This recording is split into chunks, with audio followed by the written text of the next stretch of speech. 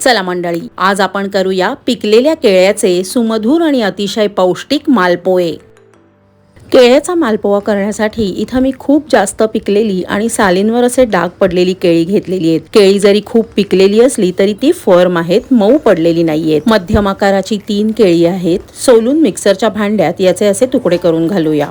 3 मोठे चमचे भरून बारीक चिरलेला गूळ घातलेला आहे। गुळाचं प्रमाण तुम्हाला कितपत गोड आवडत असेल त्यानुसार कमी अधिक करा। एक मोठा मग भरून गाईचं दूध घेतलंय, त्यातलं अर्ध दूध आता मिक्सरच्या भांड्यात घालूया। दूध तुम्ही तुमच्या रोजच्या वापरातलं जे कुठलं असेल ते घेतलं तरीही चालेल। मिक्सरच्या भांड्यातच एक गच्च वाटी भरून गव्हाचं पीठ घातलंय। यातच घालूया 2 मोठे चमचे भरून तांदळाचं पीठ। तांदळाच्या पिठामुळे छान बाइंडिंग येतं। तुमच्याकडे तांदळाचं पीठ नसेल तर त्याऐवजी बारीक रवा घातला तरीही चालेल। 2 चिमूट मीठ आणि अर्धा टीस्पून वेलदोड्याची पूड घालूया। हे सगळं किंचित खालीवर सारखं करून यात थोडं थोडं दूध घालून सरसरीत वाटण करून घ्यायचे। आणि हे बघा, मस्त क्रीमी असं मालपोह्याचं पीठ अगदी 2 ते 3 मिनिटात तयार आहे। हे तयार पीठ एका मोठ्या बाउलमध्ये काढून घेऊया। याची कन्सिस्टन्सी बघा, आपण इडली किंवा डोशांसाठी जसं सरसरीत पीठ भिजवतो तसंच हे सरसरीत पीठ तयार केलेलं आहे। पीठ मुरण्यासाठी ठेवायची आवश्यकता नाही, लगेचच मालपोहे घालायला घेऊया।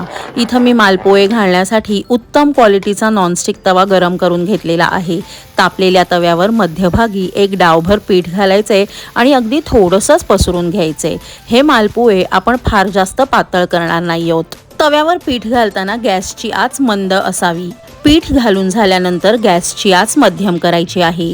मी तुम्हाला अगदी जवळून हा मालपोहा दाखवते। आपण यात सोडा किंवा इनो घातलेला नाहीये तरी सुद्धा किती छान जाळी पडलेली आहे बघा। आता याच्यावर झाकण झाकून 1 मिनिटाची वाफ देऊया। 1 मिनिट होऊन गेल्यानंतर झाकण उघडलेलं आहे। तुम्ही बघू शकता वरून पीठ पूर्णपणे सुकलेलं आहे। आता मालपोह्यावर तुमच्या आवडीनुसार तेल, तूप किंवा बटर लावायचे। मी इथं पाव टीस्पून तूप लावून घेतलंय। यानंतर आपण मालपोह्याच्या हलकेच कडा सोडवून घेतल्या आणि मालपोहा फ्लिप केला। अतिशय सुरेख सोनसळी रंग आलेला आहे। आता वरच्या बाजूने हलकेच दाब देऊन खालची बाजू सुद्धा भाजून घ्यायची आहे। या स्टेजला आपण गॅसची आच पुन्हा मोठी करायची आहे। खालची बाजू सुद्धा आपण 1 मिनिटभर भाजून घेतलेली आहे। आता मालपोहा पुन्हा फ्लिप करूया।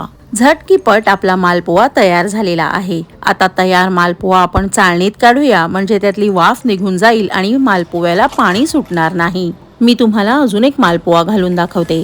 प्रत्येक वेळी मालपोहा घालताना पीठ एकदा खालीवर ढवळून घ्यायचे आणि मगच डावभर पीठ तव्यावर घालायचे। हे मालपोहे बिडाच्या तव्यावर किंवा लोखंडी तव्यावर पटापट उलटले जात नाहीत। बहुतेक हे पीठ चिकट असतं, शिवाय यात गूळ असतो, त्यामुळे असेल कदाचित, पण या मालपोह्यांसाठी उत्तम क्वालिटीचा नॉनस्टिक तवाच लागतो असा माझा अनुभव आहे। उन्हाळ्यात बऱ्याच वेळा केळी पटकन खूप जास्त पिकतात, त्यावेळी हे मालपोहे करून बघा।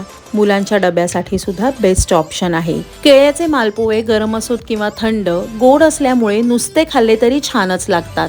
मालपोह्याबरोबर खाताना तूप, लोणी किंवा नारळाचं दूध घेतलं तरी चालेल। सध्या आमरसाचा सीझन आहे। आमरस आणि मालपोहे हे कॉम्बिनेशन सुद्धा एकदम बेस्ट आहे। दिलेल्या साहित्याच्या प्रमाणात डावभर पीठ घालून लहान लहान 10 ते 12 मालपोहे होतील। सो फ्रेंड्स, हा व्हिडिओ तुम्हाला थोडा जरी आवडला तर त्याला भरपूर प्रमाणात लाईक करा। व्हिडिओ तुमच्या फॅमिली आणि फ्रेंड्स सोबत शेअर करा आणि अशाच इनोव्हेटिव्ह रेसिपीज बघण्यासाठी सुहानीज किचनला सबस्क्राईब करा। भेटूया लवकरच एका नवीन रेसिपीसह, पण तोपर्यंत बाय बाय।